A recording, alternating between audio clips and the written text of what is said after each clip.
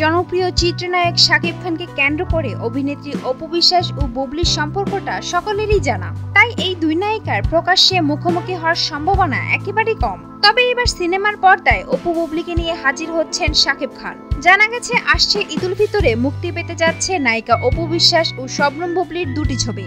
অপু অভিনীত রাজনীতি ছবিটি পরিচালনা করেছেন বুলবুল বিশ্বাস, আর বুবলি অভিনীত অহংকার ছবিটি পরিচালনা করেছেন সাদাত হোসেন লিটন।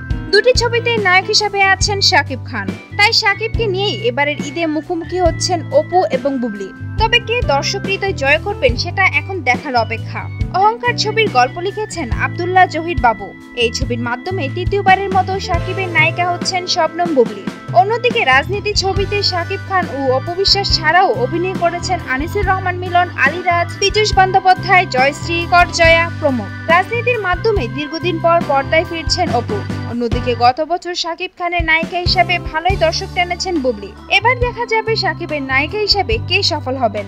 সুপ্রিয় দর্শক, বিনোদন জগতের আরো নিত্য নতুন খবর জানতে আমাদের চ্যানেলটি সাবস্ক্রাইব করতে ভুলবেন না। লাইক, কমেন্ট, শেয়ার করে আমাদের সঙ্গেই থাকুন। ধন্যবাদ।